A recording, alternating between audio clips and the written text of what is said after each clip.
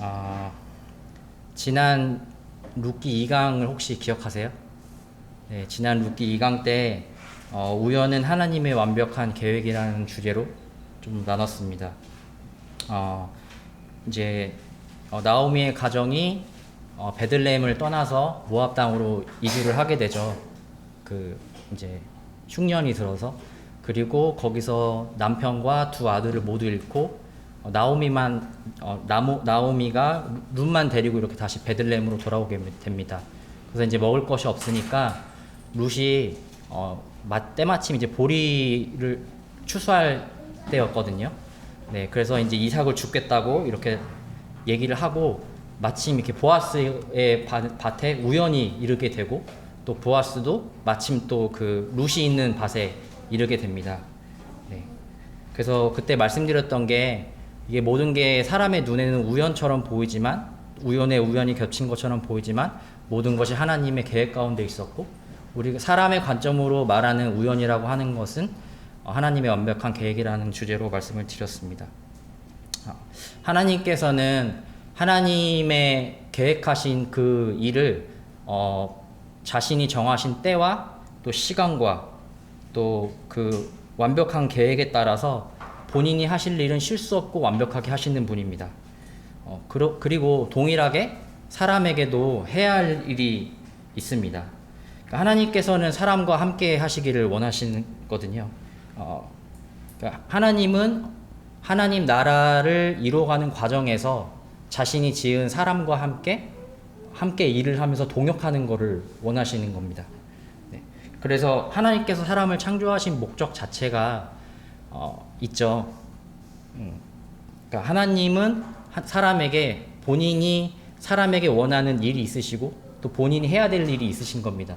그래서 그 두 개가 같이 함께 이루어질 때 이것이 사람이 하나님에게 순종하는 모습이고 우리는 이 모습을 따라서 지음을 받은 자들이죠. 그러니까 이 부분을 저희가 창세기에서 좀 먼저 찾아볼 수가 있는데요.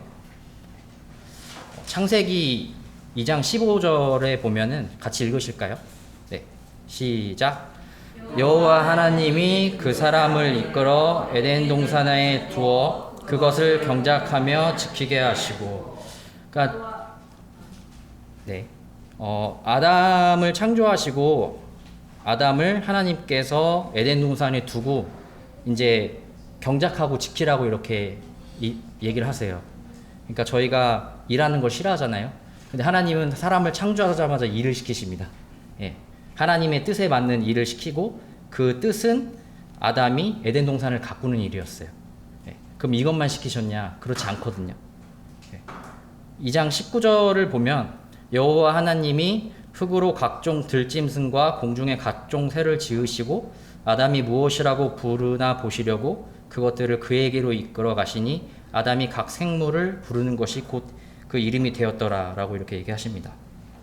그러니까 하나님께서는 아담을 에덴 동산을 이렇게 경작하게 하셨고 또 각종 새와 동물들을 이렇게 다스리게 하셨고 또 그것들을 각각 끌어오셔서 아담으로 하여금 이름을 지어주게 하셨어요. 일을 시키신 거죠. 그러니까 하나님께서는 본인이 창조를 하셨을 때 에덴 동산이 경작하지 않아도 될 만큼 완벽하게 또 본인이 직접 동물들의 이름을 지어주실 수도 있었어요. 근데 그렇게 하지 않으신 이유는 하나님은 사람을 사랑하셔서 사람이 자기와 함께 이 에덴 동산을 가꾸고 세상을 다스리기를 원하셨던 겁니다. 그러니까 쉽게 생각하면 우리가 사랑하는 가족이 무언가 함께하는 것을 원하잖아요. 그러니까 예를 들어서 자기가 사랑하는 아내나 사랑하는 남편이 있으면 그 아내나 남편이 기뻐하는 것을 이렇게 함께하기를 원하는 것입니다. 그래서 하나님은 하나님의 일을 하시고 사람은 하나님이 우리에게 주신 일을 할 때 가장 아름다운 모습을 보여줄 수가 있습니다. 그래서 오늘 룻기 3강에서는 하나님과의 아름다운 동역이라는 제목으로 룻과 또 보아스가 어떻게 하나님의 일을 아름답게 이루어가는지를 살펴보도록 하겠습니다. 오늘 본문은 룻기 2장 8절부터 23절인데요. 좀 길긴 하지만 성경을 펴시고 같이 읽어보도록 하겠습니다. 룻기 2장 8절부터 23절입니다.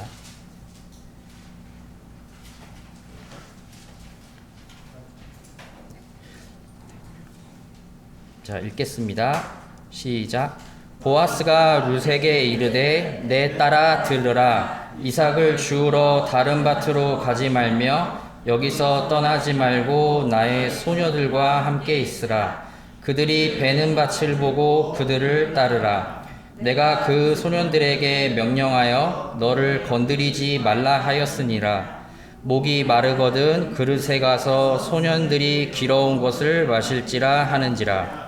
룻이 엎드려 얼굴을 땅에 대고 절하며 그에게 이르되 나는 이방 여인이거늘 당신이 어찌하여 내게 은혜를 베푸시며 나를 돌보시나이까 하니 보아스가 그에게 대답하여 이르되 내 남편이 죽은 후로 내가 시어머니에게 행한 모든 것과 내 부모와 고국을 떠나 전에 알지 못하던 백성에게로 온 일이 내게 분명히 알려졌느니라.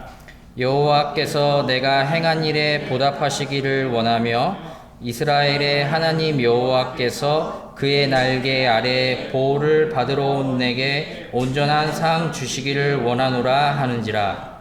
룻이 이르되 내 주여 내가 당신께 은혜 입기를 원하나이다. 나는 당신의 하녀 중에 하나와도 같이 못하오나 당신이 하녀를 위로하시고 마음을 기쁘게 하는 말씀을 하셨나이다 하니라. 식사할 때에 보아스가 룻에게 이르되 이리로 와서 떡을 먹으며 내 떡 조각을 초에 찍으라 하므로 룻이 곡식 빼는 자 곁에 앉으니 그가 볶은 곡식을 주매 룻이 배불리 먹고 남았더라. 룻이 이삭을 주우러 일어날 때에 보아스가 자기 소년들에게 명령하여 이르되 그에게 곡식 단 사이에서 죽게 하고 책망하지 말며 또 그를 위하여 곡식 다발에서 조금씩 뽑아버려서 그에게 죽게 하고 꾸짖지 말라 하니라. 룻이 밭에서 저녁까지 죽고 그 주운 것을 떠니 보리가 한 에바쯤 되는지라. 그것을 가지고 성읍에 들어가서 시어머니에게 그 주운 것을 보이고 그가 배불리 먹고 남긴 것을 내어 시어머니에게 드리매 시어머니가 그에게 이르되 오늘 어디서 주었느냐 어디서 일을 하였느냐 너를 돌본 자에게 복이 있기를 원하노라 하니 룻이 누구에게서 일했는지를 시어머니에게 알게 하여 이르되 오늘 일하게 한 사람의 이름은 보아스니이다 하는지라. 나오미가 자기 며느리에게 이르되 그가 여호와로부터 복받기를 원하노라. 그가 살아있는 자와 죽은 자에게 은혜 베풀기를 그치지 아니하도다 하고 나오미가 또 그에게 이르되 그 사람은 우리와 가까우니 우리 기업을 물을 자 중에 하나이니라 하니라. 모압 여인 룻이 이르되 그가 내게 또 이르기를 내 추수를 다 마치기까지 너는 내 소년들에게 가까이 있으라 하더이다 하니 나오미가 며느리 룻에게 이르되 내 딸아 너는 그의 소녀들과 함께 나가고 다른 밭에서 사람을 만나지 아니하는 것이 좋으니라 하는지라. 이에 룻이 보아스의 소녀들에게 가까이 있어서 보리 추수와 밀 추수를 마치기까지 이삭을 주우며 그의 시어머니와 함께 거주하니라. 네. 먼저 8절을 보게 되면 보아스가 이제 룻을 향해서 이제 내 딸이라고 이렇게 부르거든요. 근데 그 앞절에 있는 그 5절을 보시면 그 사환한테 이 소녀가 누구냐라고 이렇게 먼저 물어요. 그러니까 사환이 나오미와 함께 돌아온 모압 소녀입니다라고 하니까 갑자기 내 딸이라고 이렇게 부르기를 시작하거든요. 그러니까 내 딸이라고 이렇게 표현하는 것이 모압 여인이긴 하지만 마치 보아스는 이 룻을 그 이스라엘의 공동체의 일부로 받아들이듯한 이렇게 표현을 합니다. 그리고 가족적인 표현인 딸이라고 이렇게 부르거든요. 이렇게 말씀을 읽어보시면서 눈치를 채셨겠지만 나오미가 룻을 계속 딸이라고 불러요. 그러니까 보아스도 이와 같이 가족적인 의미의 딸로 룻을 부릅니다. 보아스는 룻이 자기가 섬겼던 이방신 그리고 자기가 있던 고향을 다 버리고 나오미를 따라서 알지 못하는 신, 이스라엘의 신, 그러니까 여호와 하나님을 따라서 왔다는 소식을 이전에 여러 소문을 통해서 들은 것 같아요. 그리고 이 소녀가 룻이라는 걸 알았을 때 그녀를 하나님의 백성, 그러니까 이스라엘 공동체 일부로 받아들입니다. 그러니까 보아스는 그 룻이 시어머니에게 행한 것, 또 하나님을 믿음으로 그 모압 땅을 떠나서 이스라엘로 돌아온 그 행함을 보고 그녀의 믿음을 이제 인정을 하게 됩니다. 개인적으로 여기서 이제 보아스가 왜 이제 룻을 이렇게 딸이라고 부르고 왜 이렇게 친절하게 해줄까 이런 생각을 좀 고민을 했었습니다. 제 말씀을 준비하면서 시작했던 부분이 이 부분이었는데 왜 이렇게 보아스가 친절하게 해줬을까라고 했었는데 개인적인 생각입니다. 성경에는 나와 있지 않지만 아마도 이제 룻을 보면서 자기 어머니였던 라합을 떠올렸었던 것 같아요. 예. 왜냐하면 라합도 이방 여인이었고 이스라엘 공동체로 이렇게 들어오게 되잖아요. 그러니까 보아스의 어머니가 이제 라합이거든요. 네. 그 라합을 보시면 야고보서 2장 25절에 보시면 또 이와 같이 기생 라합이 사자들을 접대하여 다른 길로 나가게 할 때 행함으로 의롭다 하심을 받은 것이 아니냐라고 합니다. 라합이 비록 성경에서는 믿음의 여인의 표상으로 이렇게 나타나지만 당시 라합도 이스라엘의 공동체로 받아들이는 과정에서 여러 어려움이 있었을 거예요, 분명히.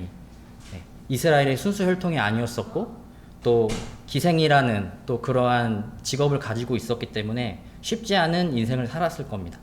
하지만 이 라합은 여리고성의 이방인으로 정탐꾼을 이렇게 숨겨주었죠. 그리고 이 숨겨준 것으로 인해서 그녀의 하나님에 대한 믿음을 드러내게 됩니다. 네. 이처럼 모압 여인 룻 또한 모압의 이방신과 또 가족들을 다 모두 버려버리고 하나님께 돌아옴을 통해서 자기의 믿음을 이렇게 증명을 하게 되는 거거든요. 하나님의 자녀가 되는 일은 행함으로 가능한 것이 아닙니다. 여기서 꼭 알아주셔야 될 건 행함으로 가능한 것이 아니고 하나님을 믿는 것으로 하나님의 자녀가 됩니다. 다만 하나님을 믿음으로 인해서 마음 가운데 변화가 생기고 그 변화가 몸 밖으로 나오는, 그러니까 행동의 변화, 행위의 변화가 같이 일어나게 되는데요. 이 룻의 하나님을 향한 헌신과 또 시어머니에 대한 사랑을 통해서 보아스는 더 이상 룻을 이방 여인으로 여기지 않고 믿음의 백성, 하나님의 믿음의 백성으로 이렇게 받아들이게 됩니다. 하지만 룻은 여전히 모압인이었어요. 혈통으로는 외모도 좀 달랐을 거고 그 다음에 사용하는 언어도 조금 달랐을 수도 있습니다. 그리고 또 그녀의 몸속에 흐르는 피 또한 모압인의 피였어요. 네. 하지만 하나님에 대한 믿음으로 하나님의 백성이 되었다는 사실은 보아스를 인지를 하고 있고 그녀를 내 딸이라고 부르면서 하나님의 믿는 자녀로서 이렇게 받아들이게 됩니다. 네. 요한복음 1장 12절부터 13절을 좀 같이 읽어보실까요? 네, 시작. 영접하는 자, 곧 그 이름을 믿는 자들에게는 하나님의 자녀가 되는 권세를 주셨으니 이는 혈통으로나 육정으로나 사람의 뜻으로 나지 아니하고 오직 하나님께로부터 난 자들이라. 근데 여기서 놀라운 점은 하나님께서 룻을 자신의 친백성으로 이렇게 삼으시잖아요. 근데 보아스도 하나님처럼 거칠애로 이렇게 받아들이는 게 아니고 마음 중심으로부터 그녀를 이렇게 받아들이는 것을 우리가 볼 수 있습니다. 근데 사실 가만히 생각해 보면 이 부분이 쉬운 게 아니거든요. 왜냐하면 이스라엘은 그 예전부터 그 선민의식이라는 게 있습니다. 왜냐하면 하나님께서 그들에게 율법을 주셨고 그들 스스로를 토라의 민족이라고 부르기 때문에 이스라엘 백성이라는 그 자체만으로도 엄청난 자부심과 그러한 그 우열 의식이 있거든요. 이제 하지만 그것은 이제 하나님을 오해한 거죠. 이 말씀을 보다시피 하나님의 자녀는 예수 그리스도를 영접하는 자, 하나님을 그러니까 영접하는 자, 그리고 하나님의 이름을 믿는 자들이 하나님의 자녀가 되는 것을 볼 수 있었습니다. 대다수의 이스라엘 백성들은 자신의 혈통과 누구의 자손인지를 강조했다면 보아스는 그 인간적인 관점을 벗어나서 하나님을 믿는 자가 곧 하나님의 백성이라는 사실을 인지하고 마음 중심으로부터 이렇게 룻을 받아들이는 것을 우리가 볼 수 있습니다. 그리고 이것 또한 하나님의 뜻을 행한 시작점이라고 저는 이 2장에서 이렇게 생각을 하고 있습니다. 이후에 이제 보아스가 룻의 안전을 보장해 줍니다. 이제 소년들을 막 불러서 룻을 건드리지 말아라, 괴롭게 하지 말아라 라고 이렇게 얘기해주고 그리고 물도 마음껏 이렇게 먹을 수 있게 해줬어요. 왜냐면 이제 아무래도 이방 여인이기도 하고 또 과부기도 하기 때문에 여러 남자들로부터 어떠한 불미스러운 일을 당할 수가 있기 때문에 이것을 이제 보호해 준 것이죠.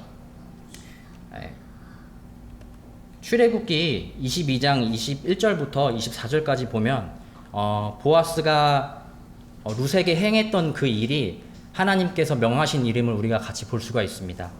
출애굽기 22장 21절부터 24절까지를 보면 너는 이방 나그네를 압제하지 말며 그들을 학대하지 말라. 너희도 애굽 땅에서 나그네였음이라. 너는 과부나 고아를 해롭게 하지 말라. 내가 만일 그들을 해롭게 함으로 그들이 내게 부르짖으면 내가 반드시 그 부르짖음을 들으리라. 나의 노가 맹렬함으로 내가 칼로 너희를 죽이리니 너희 아내는 과부가 되고 너희 자녀는 고아가 되리라 라고 이렇게 엄중하게 경고를 하십니다.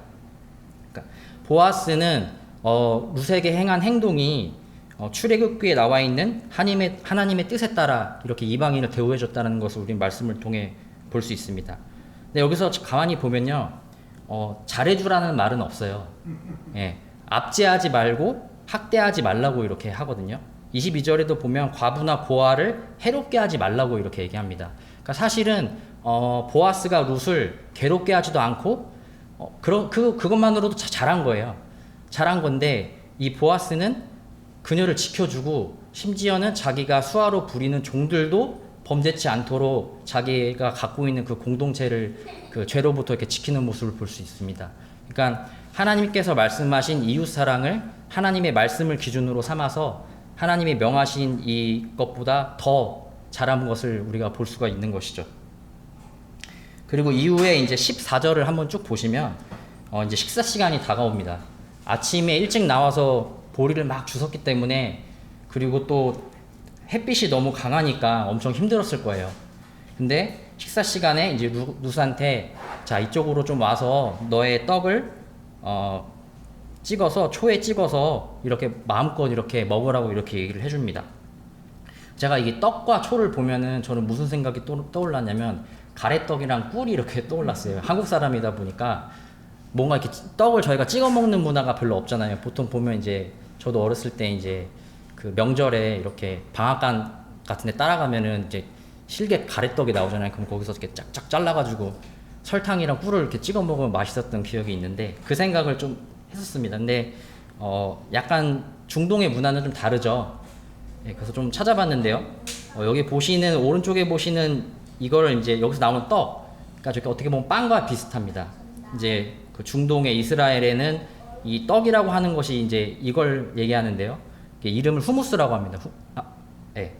피타, 피타라고 합니다. 그리고 여기 보시는 이 노란 색깔이 후무스라고 하는데 이게 이제 성경 한글로 번역됐을 때 이제 초라고 이게 하는 거거든요. 이 음식이 룻이 진짜 먹었던 음식인지 정확하게 알 수는 없지만 현재 많은 학자들이 피타와 후무스를 제공했을 것이다라고 얘기를 합니다. 이제 피타 같은 경우는 빵이니까 탄수화물이잖아요. 탄수화물은 우리 힘을 내게 해주고 이 노란색의 후무스는 뭐 그 콩을 좀 이렇게 갈아서 넣기도 하고 소금 좀 약간 시큼하게 해가지고 이렇게 찍어서 먹어서 이렇게 땀을 많이 배출했을 때 이렇게 원기를 회복해 줄 수 있는 음식이라고 합니다. 근데 사실 보아스가 룻에게 소년들로부터 지켜주고 또 이삭도 죽게 해주고 만 한 것도 되게 잘한 거거든요. 굳이 음식을 이렇게 제공해 줄 필요가 없어요. 그럼에도 와서 또 좋은 음식을 이렇게 제공하는 것을 우리가 이제 볼 수가 있습니다. 그리고 이제 식사 시간이 마치고 룻은 다시 이제 이삭을 주스러 가는데요. 보아스가 자신들의 이제 소년들을 불러서 룻에게 이제 곡식 단 사이에서 이렇게 죽게 하라고 얘기합니다. 그리고 일부러 이렇게 더 뽑아서 이렇게 벌어주라고 얘기해요. 많이 가져가게끔 하려고. 네. 그래서 이 구절을 또 말씀을 보면요.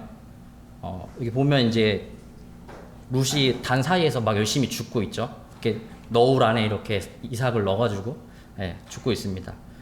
이 부분은 또 이제 신명기에서 이렇게 또 명령을 하셨는데요. 신명기 24장 18절부터 19절까지 같이 읽어보도록 하겠습니다. 네, 시작. 너는 애굽에서 종되었던 일과 내 하나님 여호와께서 너를 거기서 속량하신 것을 기억하라. 이러므로 내가 내게 이 일을 행하라 명령하노라. 내가 밭에서 곡식을 벨 때에 그 한 뭇을 밭에 잊어버렸거든. 다시 가서 가져오지 말고 나그네와 고아와 과부를 위하여 남겨두라. 그리하면 내 하나님의 여호와께서 내 손으로 하는 모든 일에 복을 내리시리라. 네, 여기 보면 보아스가 한 일이 그대로 신명기에 우리가 나와 있는 것을 볼 수가 있습니다. 근데 앞서 봤던 출애굽기 22장처럼 보아스가 더 잘했어요. 여기 있는 말씀보다. 여기서는 그 한 뭇을 밭에 잃어버렸을 때 다시 찾으러 가지 말라고 하거든요. 근데 보아스는 그걸 더해서 더 뽑아서 막 버려주라고 얘기를 합니다. 그리고 곡식 단 사이에서 이렇게 주우라고 하는데, 곡식 단이라고 하는 것은 이게 곡식을 이렇게 묶어 놓잖아요. 단으로 이렇게. 그럼 그 사이에 가면은 엄청나게 많은 이삭이 떨어져 있을 확률이 당연히 높겠죠. 그래서 룻으로 하여금 실컷 또 배불리 가져갈 수 있도록 이렇게 배려를 해줍니다. 네.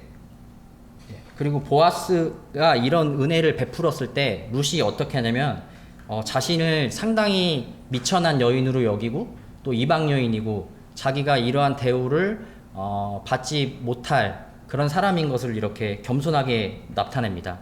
그리고 또 그거에 대한 은혜를 베풀어준 보아스에게 감사함으로 절하면서 또 이삭을 열심히 줬습니다.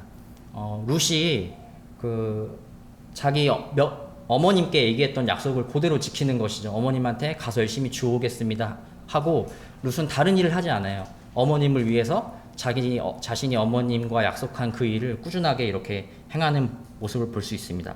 그래서 그 양이 17절에 한번 보시면 한 에바가 되었다고 하는데요. 한 에바는 이제 22리터고요. 1리터가 이제 1kg거든요. 그러면 이제 22kg, 그러니까 저희 쌀 20kg 포대 한 정도를 하루 만에 다 주운 거예요. 그러니까 그 20kg면 많이 오래 먹고 살죠. 저희도 세 가족인데 20kg 사면 오래 먹거든요. 네.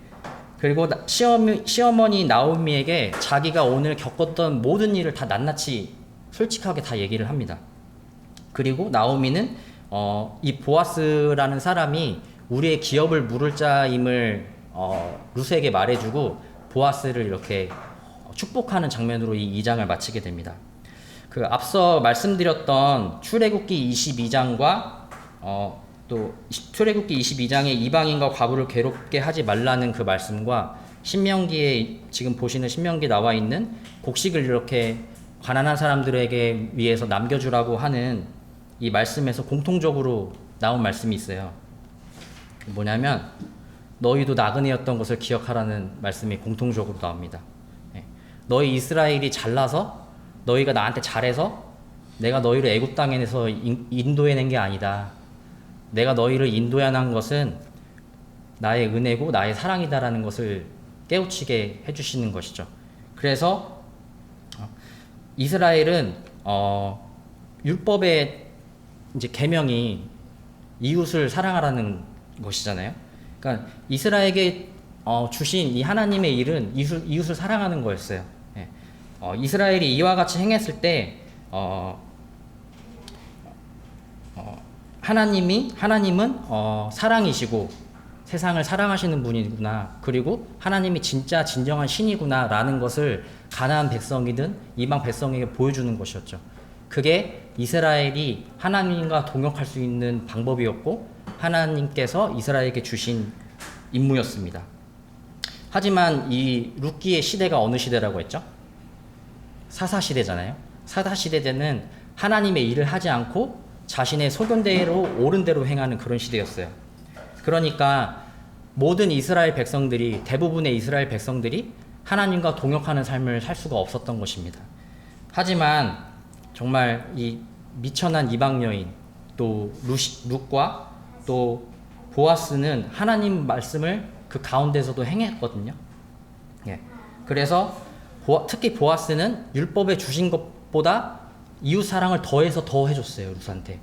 그리고 룻은 이방신을 버리고 자기 어머님을, 부모를 공경하고 또 자신에게 은혜를 베푼 사람을 위해 복을 빌어주고 또 자신이 이제 믿던 이방신을 버리고 하나님을 이렇게 섬기는 것을 통해서 하나님의 일을 합니다. 그러니까 하나님 눈에 이 둘이 참 아름다웠을 거예요. 그래서 하나님은 이 둘을 통해서 인류의 구원 계획인 예수 그리스도의 선조가 되는 축복을 그들에게 주셨고, 그들이 예수 그리스도 계보의 일부가 되는 큰 은혜를 베푸셨습니다. 여기서도 보면 하나님은 룻의 가족에게 직접 음식을 주실 수도 있었고, 예. 그리고 룻의 가족이 위험하지 않도록 보호하실 수도 있었어요. 마치 그 엘리야에게 까마귀가 고기를 날라준 것처럼 룻에게도 그렇게 하실 수 있었지만 그렇게 하지 않으시고 아담에게 에덴 동산을 맡기셨듯이 보아스에게 룻을 이렇게 돌볼 수 있는 그러한 일을 시키셨고, 보아스는 그 일을 하나님의 뜻대로 이렇게 말씀대로 행하는 것을 우리가 볼 수가 있습니다. 네. 그리고 하나님은 룻과 보아스를 만나게 하시는 일을 하신 거죠. 그러니까 하나님은, 하나님의 일은 여기서 뭐였냐면 룻과 보아스를 만나게 하시는 일을 하셨던 거예요. 그리고 보아스는 룻에게 하나님의 말씀대로 그녀에게 은혜를 베푸는 거고, 예, 룻도 그것에 따라서 이렇게 하나님의 뜻을 행하는 그러한 모습을 우리가 볼 수 있는 것입니다. 이것이 하나님이 사람을 창조하신 목적이고 하나님께서 사람에게 원하시는 모습입니다. 하나님은 하나님의 일을 하시고 사람은 하나님께서 사람에게 주어진 일을 하는 것입니다. 여기서 기억해야 될 것은 사람이 원하는 걸 하는 일이 아니고 하나님께서 사람에게 주신 일을 하는 것, 그게 포인트인 것을 좀 기억을 해주셨으면 좋겠습니다. 이게 하나님과의 아름다운 동역입니다. 우리는 이 모습을 여호수아에서도 찾아볼 수가 있는데요. 네, 여기 보시면 어떤 모습인지 아시겠어요?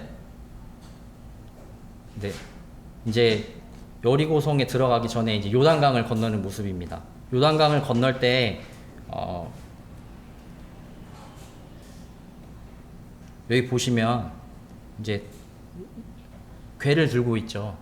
예, 궤를 이제 제사장들이 이렇게 메고 한가운데 서서 이제 멈춰 있고 앞에서 여호수아가 이렇게 인도를 하고 백성들을 이렇게 따르는 것을 우리가 볼 수가 있습니다. 개인적으로 여호수아에서 되게 아름답다고 생각하는 장면 중에 하나인데요. 하나님은 여호수아에게 요단강을 건너는 방법에 대해서 이렇게 얘기를 해주십니다. 사실 말이 안 되죠. 어떻게 그 발을 뒤졌다고 물이 멈춰요. 근데 여호수아는 그것을 믿고 제사장들에게 그 얘기를 해줍니다. 그 제사장들은 그 여호수아의 말을 믿고 그대로 행해요. 그리고 백성들도 그것을 의심하지 않고 여호수아가 말한 대로 똑같이 따라서 강을 건넙니다. 네, 그러니까 이것이 하나님과 사람이 함께하는 세상의 모습을 좀 보여주는 한 에피소드라고 이렇게 생각을 하는데요. 보아스가 하나님의 말씀에 순종하고 룻을 베푸니까 그의 수하들도, 그 소년과 소녀들도 룻을 이렇게 잘 보살펴 주거든요. 그리고 그 은혜를 또 룻이 받죠. 그리고 룻이 은혜를 받으니까 어떻게 돼요? 나오미도 같이 이렇게 이삭을 죽고 먹을 수 있는 것이고, 또 나오미가 또 다시 보아스를 이렇게 축복하는 장면을 이렇게 보게 됩니다. 그러니까 이걸 보면은 내 스스로가, 나 자신이 하나님의 일을 하게 되면 내 주변에 있는 공동체가 같이 은혜를 받게 되고 점점 더 나아가서 공동체 전체가 하나님의 일을 하게 되는 이러한 모습을 볼 수가 있습니다. 이걸 보면 지금의 교회도 이 모습과 동일한 것 같습니다. 주님께서 교회에게 주신 계명을 우린 잘 알고 있거든요. 에베소서 2장 10절 말씀인데요. 같이 읽어보도록 하겠습니다. 시작. 우리는 그가 만드신 바라 그리스도 예수 안에서 선한 일을 위하여 지으심을 받은 자니 이 일은 하나님이 전에 예비하사 우리로 그 가운데서 행하게 하려 하심이라. 네. 여기 보면 우리는 그리스도 예수 안에서 선한 일을 위하여 지으심을 받았다라고 이렇게 되어 있습니다. 그러니까 창세전부터 우리들을 선한 일을 위해서 이렇게 알고 계셨고 계획하셨다는 얘기인 것이죠. 선한 일이란 이제 우리 마음 가운데 계신 성령님을 따라서 행하는 겁니다.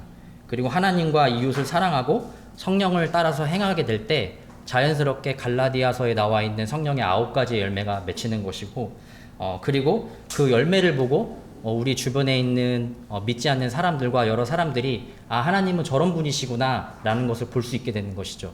그리고 그 사람들이 그걸 느꼈을 때 우리가 개인 전도를 할 수 있는 기회를 가지게 되는 것입니다. 예. 이것이 교회가 하나님과 함께 동역하는 길입니다. 예. 우리가 이 일을 할 때 하나님께서 각 사람에게 은사를 부어주셨거든요. 그래서 그 은사에 따라서 그 다음에 자신에게 주어진 분량에 맞게 해야 합니다. 여기서 기억해야 될 것은 우리가 하나님께 뭔가 구원받기 위함이나 무언가를 얻기 위해서 이렇게 하는 게 아닌 거거든요. 우리가 하나님을 사랑하기 때문에 하는 겁니다. 요한복음 14장 21절에 나의 계명을 지키는 자라야 나를 사랑하는 자니 나를 사랑하는 자는 내 아버지께 사랑을 받을 것이요 나도 그를 사랑하여 그에게 나를 나타내리라 라고 말씀하셨습니다. 보아스도 그렇고 룻도 그렇고 무언가를 얻기 위해서 그 일을 행한 게 아닌 거거든요. 그들은 하나님을 믿었고 하나님을 사랑했기 때문에 그 일을 할 수 있었던 것입니다. 우리 교회도 마찬가지죠. 하나님께서 우리를 사랑하신다는 걸 아시고 예수 그리스도를 통해서 우리의 죄를 모두 용서해 주셨어요. 우리가 그 사랑을 알 때 우리도 하나님을 사랑하게 되고 우리가 하나님의 계명을 지켜나가면서 교회 공동체로서 이렇게 모이고 세상에 복음을 전하는 그런 자들이 되었습니다. 여기서 이제 주의돼야 될 점을 좀 말씀드리고 싶은데요.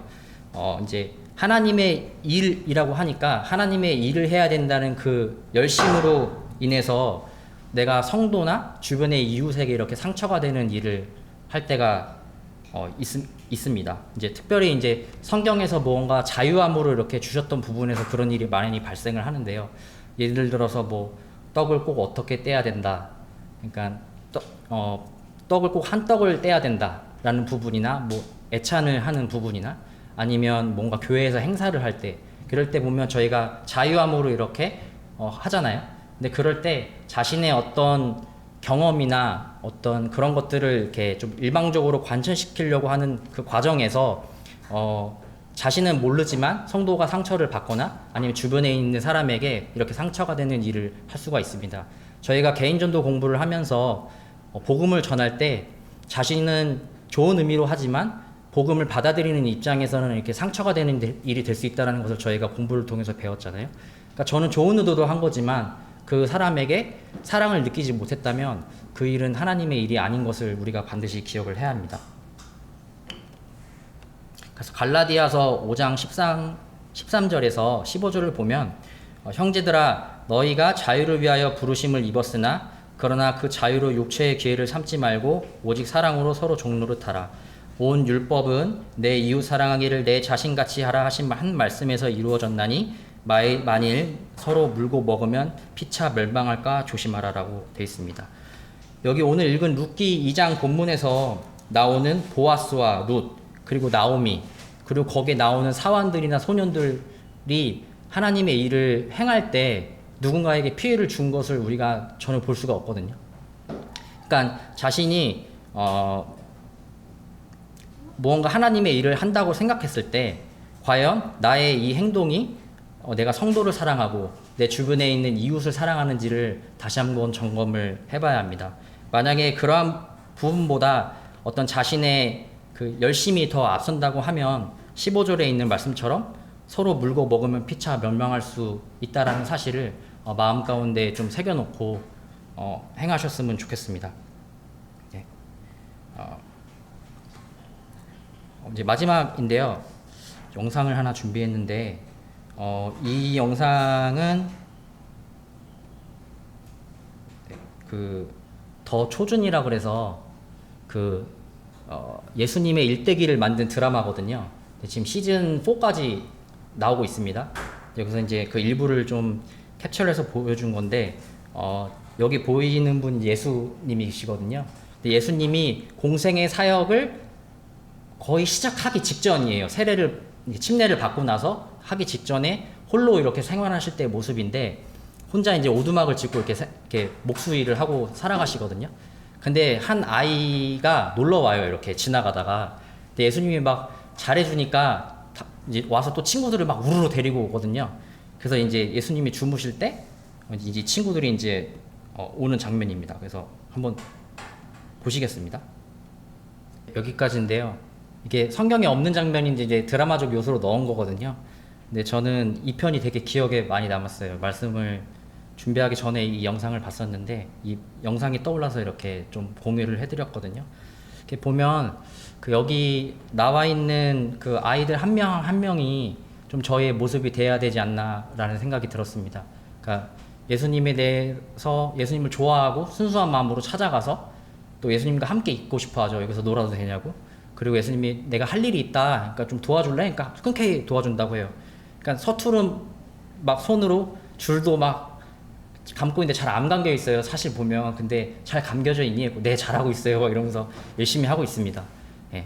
그리고 또 예수님이 이제 쉐마, 신명기 6장이죠. 그걸 이제 외울 수 있니? 이렇게 얘기하면서 또 이렇게 아이들이 순수한 마음으로 이렇게 했을 때 예수님이 이렇게 감동하시는 모습을 이렇게 볼 수가 있습니다. 저희의 삶이 이러한 모습으로 하나님과 동역을 해야 된다고 생각해요. 저희가 순수함을 마음을 가지고 주님께서 우리에게 주신 일을 무엇이든지 이렇게 잘 해나가고 그 가운데서 하나님이 하나님이신 것을 기억하고 또 이 말씀을 마음에 두고 이렇게 순수한 마음으로 이렇게 한다면 저희가 큰 일은 하진 않더라도 하나님께서 우리를 동역한다고 여겨주실 거고 우리가 하나님을 사랑한다는 것을 아실 거고 그러면 하나님께서 또 하나님의 사랑을 우리에게 나타내실 거라고 믿습니다.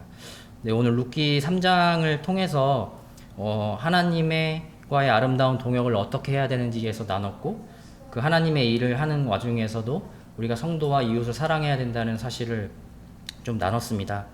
네. 그러면 우리 서수지교회 성도님들을 포함한 또 저 또한 또 하나님과의 동역을 좀 아름답게 이뤄나가는 우리 성도님들 되셨으면 좋겠습니다. 기도하겠습니다.